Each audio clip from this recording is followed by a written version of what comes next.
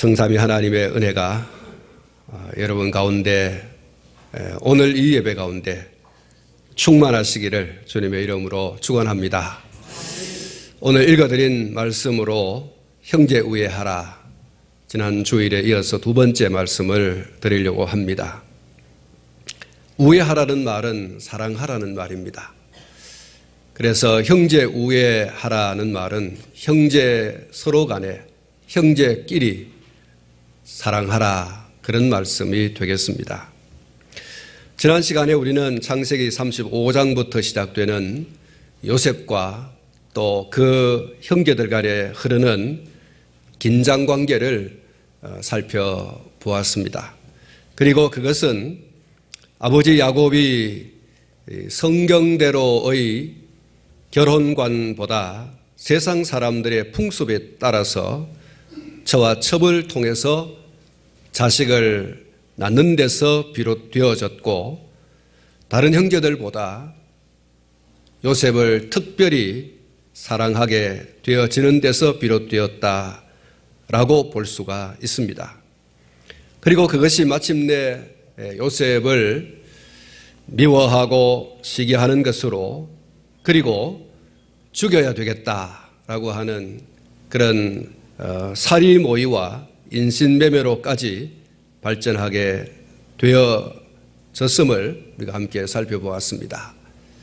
그리고 아버지를 속이고 아버지의 가슴에 슬픔과 고통의 대못을 박아놓게 되어졌음을 또한 살폈습니다. 그 세월이 13년, 그리고 13년의 세월이 흘렀습니다. 동생을 돈 받고 팔고 난 이후 13년의 세월이 흘렀다는 얘기입니다. 요셉은 애굽의 총리가 되고 7년간의 풍년과 7년간의 흉년이 계속되는 그 어간 약 20년의 세월이 흘러가면서 요셉의 형들은 그들의 악행을 숨겨왔습니다. 그들은 한 번도 그들의 손으로 팔아버린 동생 요셉을 찾아보려고 하는 어떤 시도도 하지 않았습니다. 정말 매몰차고 매정한 그런 형들의 모습을 우리가 살펴볼 수가 있습니다. 비록 배다른 형제라고 할지라도 한 아버지에게서 형제라고 하는 그런 관계로 맺어졌는데, 그 동생을 아버지가 좀 사랑한다고 해서 죽이려고 하고 돈 받고 팔아버리고, 그리고 난 이후 약 20년의 세월이 흘러도 한 번도 동생을 찾아봐야 되겠다, 어디에서 무엇을 하며 살아가고 있는지 그래도 생사 여부는 우리가 알아야 되지 않겠느냐, 이렇게 생각도 하지 않았고 또 그렇게 찾아본 적도 없습니다. 그래서 이 요셉의 형들은 참 매정하다, 참 사람이 매몰차다, 그걸 해석하면 이렇지 않습니까? 쌀쌀하고 차갑고 인정머리가 없다, 그렇게 해석을 할 수가 있습니다. 요셉의 형들은 모두 10명이죠. 10명의 형제들이 모두가 다 그렇습니다. 정말 성경 어디에도 팔아버린 동생 요셉이 어디에서 무엇을 하며 살아가고 있는지에 대해서 우리가 한번 찾아보자라든지, 또 어느 누구 한 사람이 그 동생이 살았는지 죽었는지 하고서 찾아 나선 이도 없었다는 것. 성경 어느 곳에서도 그것이 발견되어지지 않습니다. 사랑하는 성도 여러분, 오늘 저와 여러분들은 결코 이 요셉의 형들이 보여준 이런 삶의 모습을 절대로 따라가서는 안 될 줄로 믿습니다. 그러면 요셉은 어떠했느냐? 오늘 그 부분을 좀 말씀을 드리려고 합니다. 형들의 살이에서 구사일생으로 생명을 건졌습니다. 장사꾼에게 팔려서 애굽으로 가서 시위대장 보디발의 집에서 노예로 살게 됩니다. 보디발의 아내의 모함으로 죄인이 되어서 감옥살이를 하게 됩니다. 그리고 마침내 1인 지하 만인 지상의 자리에 올라앉게 되어집니다. 이제는 더 원할 것이 없다. 이보다 더 만족스러운 삶은 없다. 내가 남의 나라에 팔려와 노예로 살다가 비록 감옥살이 했지만 그러나 그 감옥살이를 지나서 1인 지하 만인 지상 이 총리의 자리에 앉게 되었으니 내가 바랄 것이 무엇이 더 있겠는가. 죽을 목숨에서 노예 신분에서 죄인으로 감옥살이 하던 요셉이 그것도 외국에서 총리가 되었습니다. 이 말씀을 드린 것처럼 뭘 더 바라겠습니까? 이런 요셉이 7년의 풍년이 지나고 7년의 기근이 온 땅을 덮을 때 양식을 구하러 애굽으로 온 형들을 만나게 되어집니다. 사랑하는 성도 여러분, 여러분 같으면 어떤 감정이 일어나겠습니까? 다시 되짚어 말씀을 드리겠습니다. 형들이 시기하고 미워해서 사리를 품고 우물물에 빠뜨려 죽이려고 했습니다.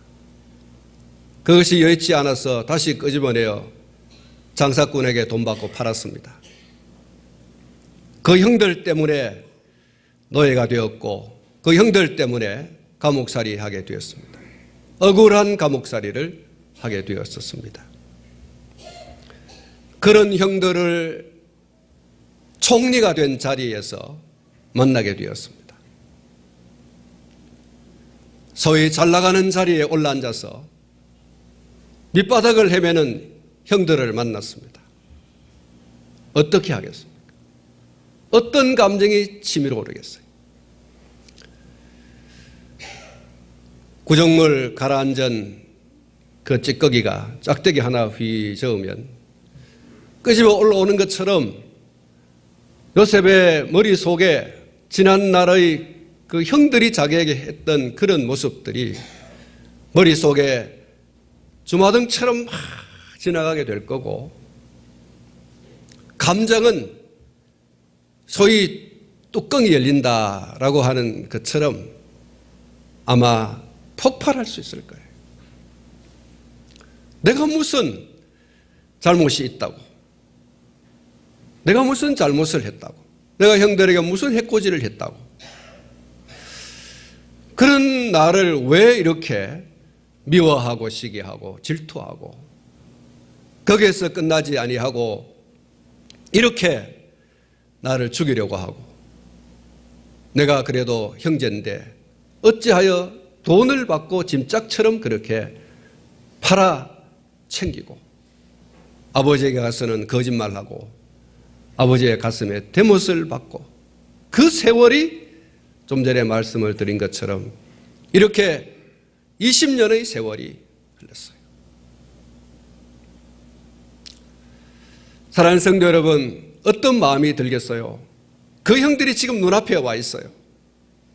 그 형들이 지금 내 눈앞에 와 있어요. 여러분, 어떤 감정이 일어나겠어요?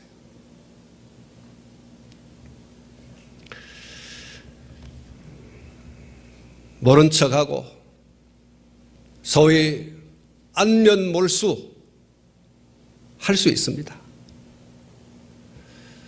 그리고 그 형들에게 철저히 갚아줄 수 있습니다. 그만한 권력을 가지고 있어요. 어쩌면 그 형들의 생사 여탈권이 요셉에게 전부 쥐어져 있습니다. 그들이 가지고 있는 것을 다 지금 빼앗아서 불거숭이로 고향으로 돌려보낼 수도 있어요. 형들의 목에 칼을 들이대고 형들이 지난 20년 전의 일을 생각해 보시오. 나를 그렇게 해코지하고 나를 죽이려고 하고 나를 돈 받고 팔아먹었지요. 그 지난 세월 내가 얼마나 고생하고 얼마나 고통스러웠고 얼마나 내가 밤이 돌아오면 하늘의 별을 바라보면서 울며 불며 했는지 모른다. 그러면서 큰 눈물 흘렸던 지난 세월을 들추어내면서 형들에게 그가 내가 오늘 그 죄값을 치르게 하겠다. 이럴 수 있지 않겠습니까? 내가 당신들에게 받은 거 1000배, 10,000배 내가 오늘 갚고야 말겠다. 그러게 겁박할 수도 있습니다. 보통 사람들은 권력을 잡으면 비리 척결 혹은 정의 구현 그런 기치를 걸고 그런 명목으로 정적과 자신의 반대 세력을 향해서 칼을 휘두르죠. 그것이 우리 조선 500년 역사에도 많이 발견되고 또 오늘날도 그렇습니다. 현대에 와서도 근현대사에 여전히 그것은 남아 있습니다. 누군가가 정권을 잡으면 정권을 잡고 난 다음에는 명목을 걸지요. 정의사회 구현이다. 이렇게 명목을 걸고 정적들에 대해서 척결 작업을 합니다. 역사 바로 세우기, 비리 척결 이런 등등의 명목으로 정치적인 반대 세력을 제거하죠. 그 수장을 잡아서 감옥에 쳐넣고 그 다음에 또 그를 추종하는 제1의 세력들을 잡아서 감옥에 넣어버립니다. 이게 정권을 잡은 자, 권력을 잡은 자들의 행태였습니다. 이런 거를 반대로 하신 분들도 있습니다. 자기 정적을 끌어안고 품고 그 사람과 함께 정권을 세워가고 한 그런 예도 있죠. 미국의 16대 대통령이었던 링컨이 바로 그런 사람입니다. 링컨은 대통령에 당선된 후에 제일 먼저 예상을 깨고 그의 정치적인 더글러스를 순회 특사로 임명을 하여서 연방정부가 전쟁을 수행할 수밖에 없는 이유에 대해서 각 주에 설명을 하도록 그렇게 했습니다. 그러니까 링컨이 가지고 있는 그런 어떤 정치적인 그런 사관 혹은 그런 이념, 지금 현실 정치에 대해서 어떻게 이해하고 있는지 또 어떻게 끌고 나가야 답을 얻을 수 있는지 이런 것들에 대해서 이 더글러스는 정반대의 사람입니다. 대통령이 서로 되고자 해서 경쟁을 했던 사람이니까. 그런데 이 링컨이 그 사람을 순회 특사로 그 미국의 각 주를 다니면서 링컨이 가지고 있는 정치적인 이념과 사상 또 생각 또 정치적인 그런 플랜을 계획들을 알리도록 하는 특사로 임명을 해서 그렇게 했었다는 것입니다. 천하 사람들이 이 더글러스는 링컨과 노예 제도에 관한 정치적인 견해가 다르다. 그래서 이 두 사람은 끊임없이 이 입씨름을 했고 끊임없이 경쟁을 하고 대치 상태에 있었습니다. 그래서 사람들이 링컨이 뭔가 잘못 생각하고 있구나. 저렇게 했다가 자기 정권이 흔들릴 수 있는데 이런 생각을 많이 했다는 것입니다. 그런데 더글러스가 특사로 임명이 되고 그는 대통령이 가지고 있는 생각들에 대해서 고스란히 각 주를 다니면서 대중에게 그렇게 설명을 했습니다. 이 더글라스가 그 일을 너무 충실하게 하다 보니까 몸에 병이 왔습니다. 그리고 그 후유증으로 그는 마침내 죽음을 맞이하게 되죠. 정치적인 적을 자기의 생각과 또 정치적인 그런 계획들을 이야기하고 그가 그 생각을 또 그 계획들을 백성들에게 알려서 대통령을 충분히 이해할 수 있도록 그렇게 했죠. 그만큼 더글라스는 영향력이 있는 사람이었습니다. 적이지만 그 적이 가지고 있는 장점을 잘 활용했던 사람이 링컨입니다. 품어준 거죠. 제거할 수도 있어요.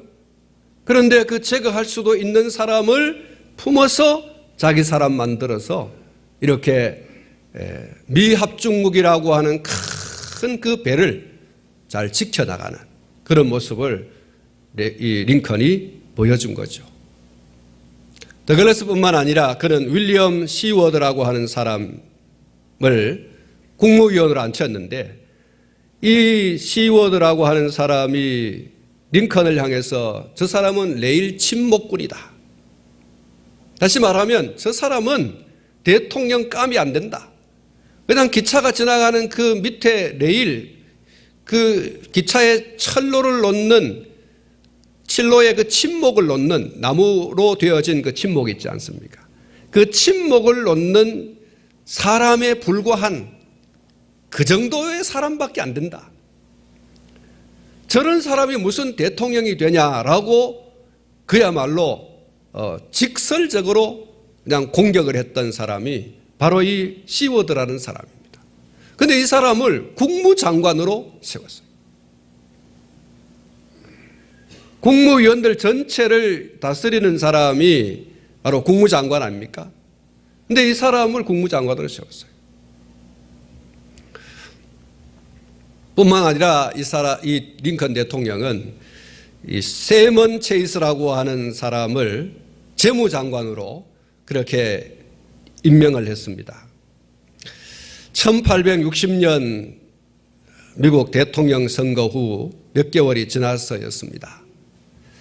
반이라고 하는 은행가가 링컨 대통령의 집무실에서 이 상원 의원 세먼 체이스가 나오는 것을 보고 그를 붙잡고 물었습니다. 입각했습니까? 그러니까 이 체이스라는 사람이 예, 그렇습니다. 제가 재무장관으로 임명을 받았습니다. 그래서 이 은행가가 체이스에게 이렇게 말했습니다. 능력으로 보나 학식으로 보나 당신이 링컨보다 훨씬 뛰어난 사람인데 어째서 그 사람 밑에서 일하려고 합니까? 이렇게 물었습니다. 그러니까 이 체이스라고 하는 사람이 그래서 내가 입각을 하려고 하는 겁니다. 그래야 내가 더 돋보이지 않습니까? 내가 대통령보다 훨씬 더 뛰어난 사람이니까 내가 그 내각 속에 들어가면 대통령보다 더 뛰어난 사람이 될 겁니다. 며칠 후에 은행가가 링컨을 만난 자리에서 이렇게 말했습니다. 대통령 각하, 이 체이스라고 하는 사람을 입각한 것은 정말 잘못된 일이다. 내가 그 사람을 만나봤는데 아주 교만하다. 대통령보다 더 뛰어나다고 자신을 이야기하면서 내가 대통령이 재무장관으로 임명해 줄 때 내가 그것을 수락한 것은 저 멍청한 대통령보다 내가 더 뛰어나 돋보이기 좋기 때문에 내가 재무장관으로 이렇게 임명받은 것을 내가 수락했고 나는 재무장관이 되었습니다. 이렇게 얘기를 하는 거예요. 그러니까 대통령이 들으면 기분 나쁜 얘기예요.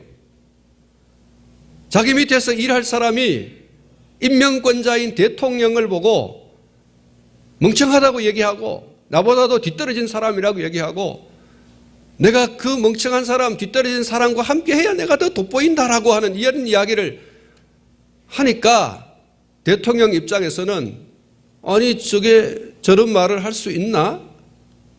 하고서 오늘이라도 잘라버려야 되겠다 이렇게 할 수 있는 그런 입장이거든요.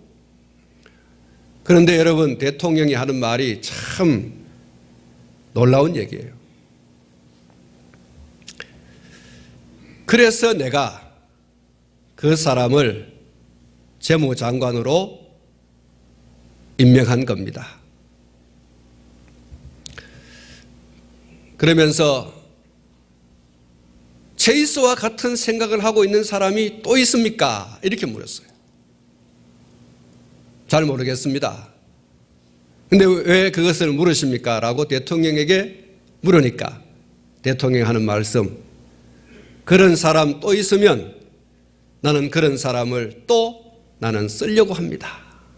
이렇게 얘기를 했다고 하는 겁니다. 사랑하는 성도 여러분, 링컨 대통령은 이렇게 자기의 정치적인 적, 자기의 이념과 좀 다른 생각을 가지고 있는 사람들, 이런 사람들을 그는 품어주었어요. 그런 사람을 붙들고 자기 정권에서 함께 일하는 사람들로 그렇게 삼았습니다. 근데 이 사람들 때문에 미국의 남북전쟁은 이 링컨이 이끄는 북군이 이길도록 그렇게 했죠. 성공적인 그런 대통령직을 수행한 미국의 가장 존경받는 인물이 되었습니다. 우리 시대에 이런 링컨을 닮은 사람이 있었죠. 우리 정권 하에서는 별로 없는 것 같고, 얼마 전에 퇴임한 미국의 제44대 대통령이었던 버락 오바마 대통령이 그런 사람입니다. 힐러리라고 하는 여성과 대통령 선거를 서로 양 쪽에서 이제 선정이 되어 가지고 경쟁을 했죠. 여러분, 한 당에서도 이 대통령 출마하기 위해서 그 후보들이 막 경쟁을 하지 않습니까? 그러면서 온갖 비리도 막 드러내고 인격적인 모독도 하고 막 이렇게 하지 않습니까? 당이 서로 다르면 더 합니다. 당이 서로 다르면 없는 얘기도 막 끄집어내 가지고 소위 네거티브 그런 전략으로 상대를 막 공격하죠. 없는 얘기를 잘 만들어 가지고 대중들에게 설명해서 대중들이 저거 안 되겠네 라고 하도록 하는 그게 바로 네거티브 전략이거든요. 자, 이런 전략을 양쪽에서 막 하는 거예요. 그렇게 막 치열하게 싸웠던 그 힐러리를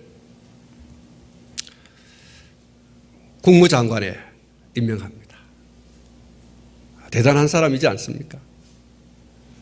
앞에 우리가 링컨과 더글러스를 봐도 참 링컨이라고 하는 사람이 참 통이 큰 사람이다 이렇게 보고요. 이 버락 오바마라고 하는 사람도 참 대단한 사람이다.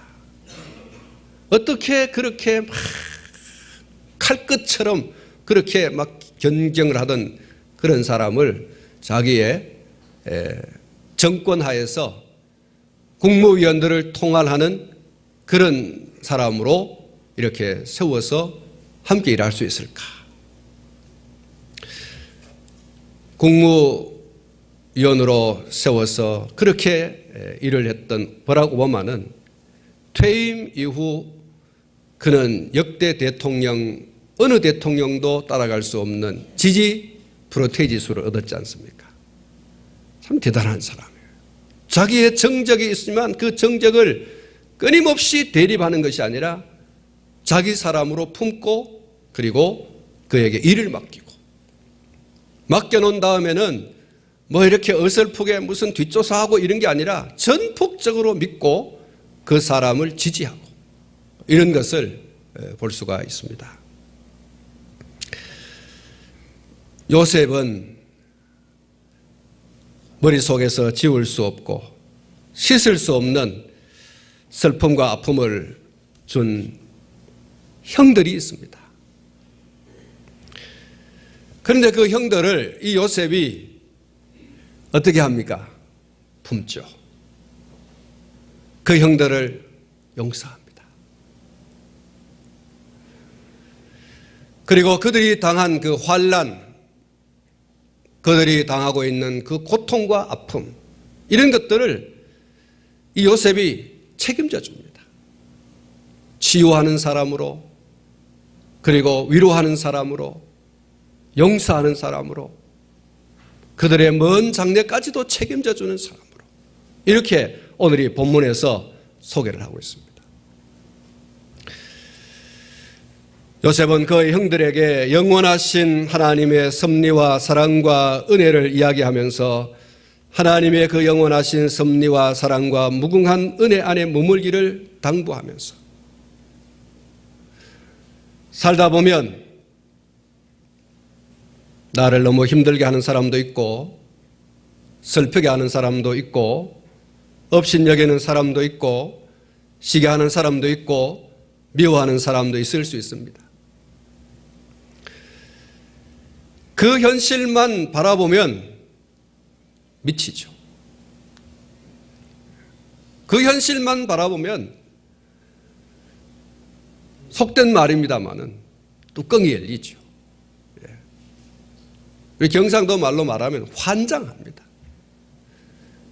그 사람이 나와 함께 지금 있다라고 하는 그것을 바라보면 정말 미칩니다.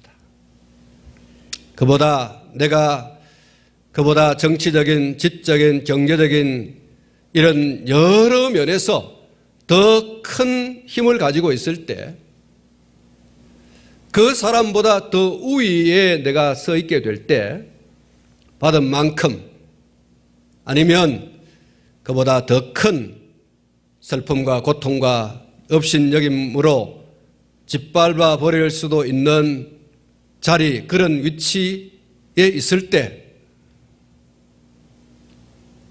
사랑하는 성도 여러분, 어떻게 해야 되겠습니까? 절대로 그렇게 해서는 안 될 줄 압니다. 짓밟아버리고 무시하고 업신여기고 그렇게 할 수 있는 자리에 있다 할지라도 절대로 그렇게 하지 마. 그것이 요셉이 우리에게 보여주는 모습이죠. 그것이 특별히 형제일 때, 아버지로부터 어머니로부터 피를 나눈 형제일 때는 더더욱이 그러지 말라는 거예요. 지난 과거의 형제들이 내게 어떻게 했다 할지라도 오늘 내가 그 형들에게 모든 것을 되갚아 줄 수 있는 힘이 있고 여력이 있다고 할지라도 절대로 그렇게 하지 말라는 거예요.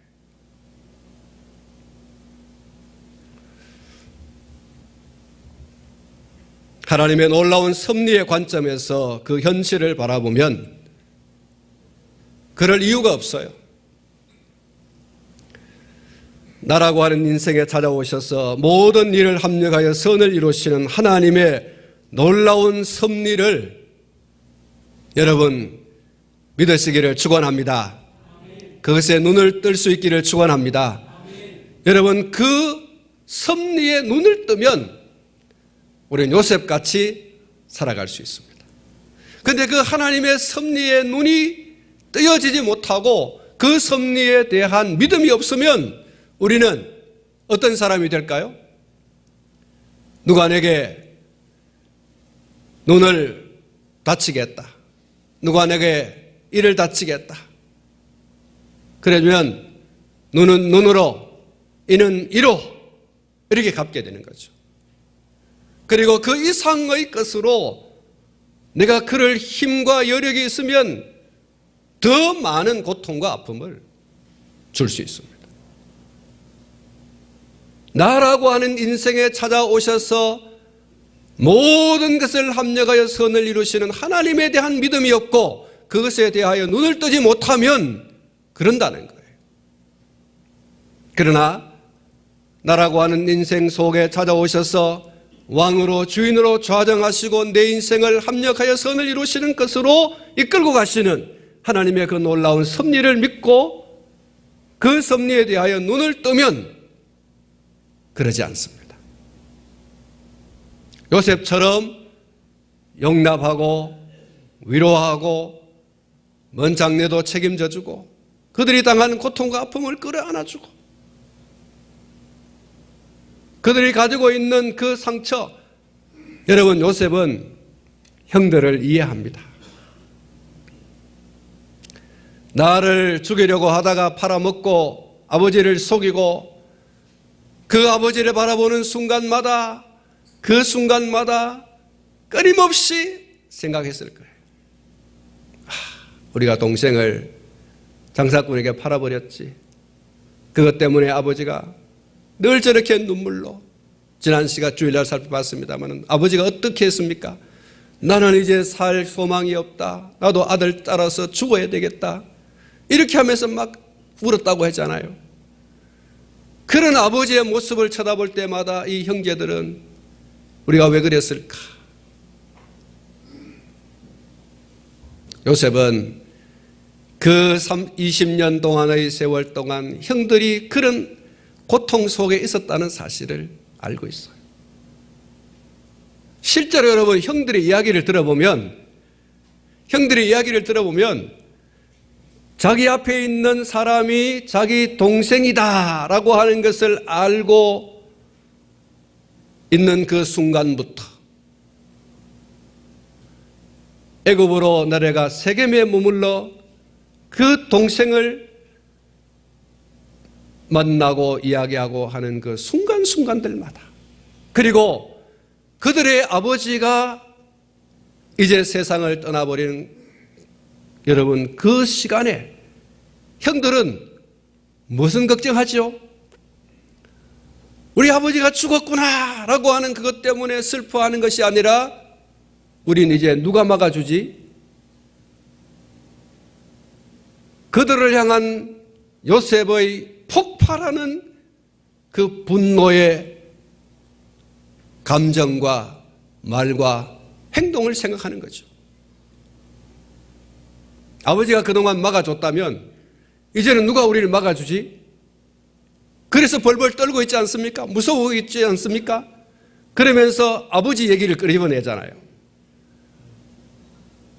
요셉을 향해서 아버지 살아 계실 적에 아버지가 무슨 얘기했는가 하니까 절대로 우리를 해코지하지 말라고 그렇게 얘기하더라. 이 얘기를 하잖아요. 이거 무슨 얘기입니까?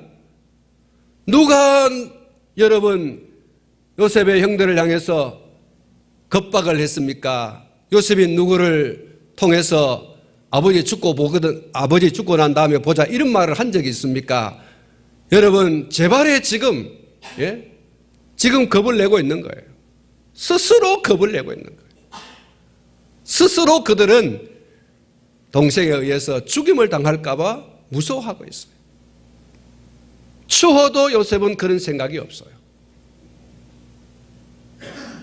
여러분 죄 지은 사람은 오므리고 자고 죄 없는 사람은 다리 쭉 펴고 잔다고 하지 않습니까? 요셉의 형들이 지금 그런 판이에요. 근데 요셉은 그런 형들을 이해하고 있어요.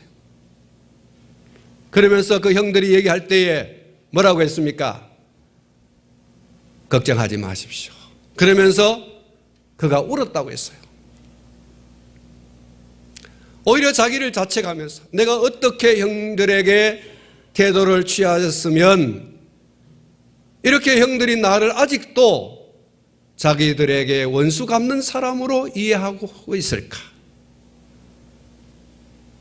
이런 마음에 울었다고 했어요. 그러면서 위로하고 그들을 다시 한 번 더 격려하고 그들을 향해서 하나님을 더 의지하고 신뢰해라. 이런 신앙의 이야기를 해주면서 나는 떠나가지만 하나님이 당신들을 계속해서 붙들어 주실 거다. 이렇게 참 위로하는 이런 요셉의 모습을 보게 됩니다.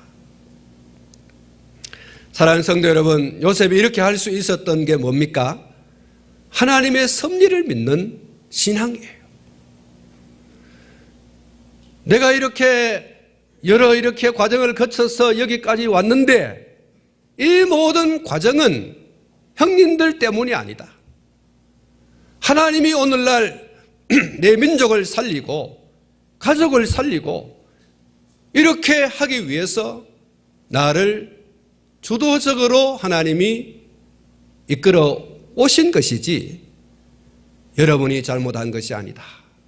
잘못했지만 그러나 그 잘못을 형들에게 돌리지 않는, 그리고 형들이 용서해 달라고 할 때에 그는 그야말로 통 크게 용서해 줍니다. 형님들 걱정하지 마시라. 여러분의 장래, 형님들의 장래에 대해서 걱정하지 마시라. 내가 죽어도 나를 여기까지 인도하여 주신 그 하나님이 형님들을 인도하여 주실 것이다. 이렇게 형님들을 크게 위로하는 이런 요셉의 모습을 봅니다. 다시 말씀을 드리지만요, 내 인생에 찾아오셔서, 나라고 하는 인생에 찾아오셔서 합력하여 선을 이루시는 하나님의 그 섭리를 믿지 못하면 원수가 갚습니다. 두고 보자. 그리고 때가 오면 그야말로 피바람이 불게 합니다.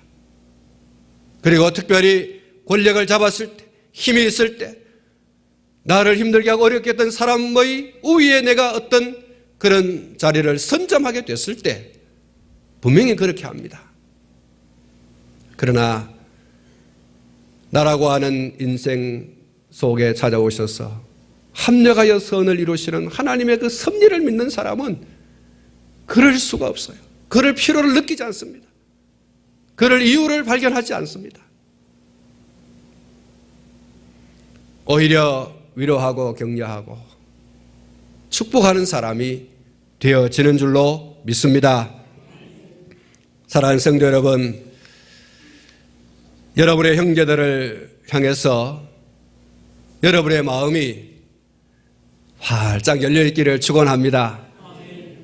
여러분의 형제 사이에 여러분을 좀 섭섭하게 하고 또 아프게 하고 또 혹시 대못을 박는 어떤 그런 일을 했다고 할지라도 피를 나눈 그 형제들에 대하여서 여러분 요셉의 이 신앙으로 여러분의 마음이 치유되어지고 회복되어지는, 그리고 용납하고 이해하고 받아주고 품어주는, 오히려 그를 더 사용할 줄 아는 이런 넓은 마음이 오늘 우리 모두의 마음이 되기를 축원합니다. 우리가 고난을 당할 때 왜 나만 겪는 고난이냐, 불평하지 않고 고난의 뒤편에 있는 주님이 주실 그 축복을 미리 바라보면서 감사하는 오늘 저와 여러분이 될 수 있기를 축원합니다. 다시 한 번 더 우리의 신앙을 회복해야 되겠습니다. 합력하여서 선을 이루시는 그 하나님, 나라고 하는 인생 속에 찾아오셔서 합력하여 선을 이루시는 그 하나님을 믿는 그 믿음, 여러분 이거를 우리가 회복하지 못하면 우리는 누구에게로부터 받은 그 상처, 특별히 형제에게서 받은 그 상처를 씻을 길이 없어요. 찢어진 그것을 다시 꿰맬 수가 없어요. 그런 믿음을 회복해서, 그런 믿음 안에서 회복이 치유되어지는, 꿰매어지고 싸매어지고 치유되어지는 그런 은혜를 누리는 성도가 되어야 할 줄로 믿습니다. 부모로부터 피를 나눈 형제는 미워하고 시기하고 증오하고 하는 그 대적의 상대가 절대 아니라는 사실을 여러분 기억하십시오. 서로 사랑해야 할 관계에 놓여 있습니다. 형제 중에 누군가가 무슨 이유에선가는 모르지만 미워하고 시기하고 죽이려고 해도 그를 사랑할 줄 아는, 그는 내 형제요, 그는 내 자매다라는, 여러분 이것을 여러분 꼭 생각하십시오. 여러분 가운데 혹시 여러분 형제를 미워하고 시기하는 마음이 있습니까? 그 형제만 없으면 내가 행복할 것 같은 그런 마음이 여러분 가운데 있습니까? 여러분 오늘 요셉이 가지고 있던 이 하나님의 섭리신앙을, 합력해서 선을 이루시는 그 하나님의 섭리신앙을 우리가 꼭 붙들고 여러분 요셉처럼 용서하고 이해하고 받아주고 위로하고 더 많이 책임져 주시기를 축원합니다. 쉽지 않지만 그러나 오늘 저와 여러분이 이 신앙을 회복할 수만 있다면 또 반드시 회복해야 됩니다. 왜 형제끼리 서로 왕래하지 않습니까? 왜 동생은 형님 집에 안 가고 형은 동생 집에 가지 않습니까? 왜 형제들이 서로 전화도 주고받지 않습니까? 왜 말도 섞지 않습니까?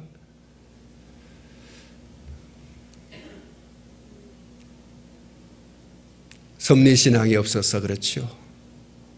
저는 오늘 이 5월이 지났습니다마는 지난 주일 이어서 꼭 이 말씀을 전해야 되겠다.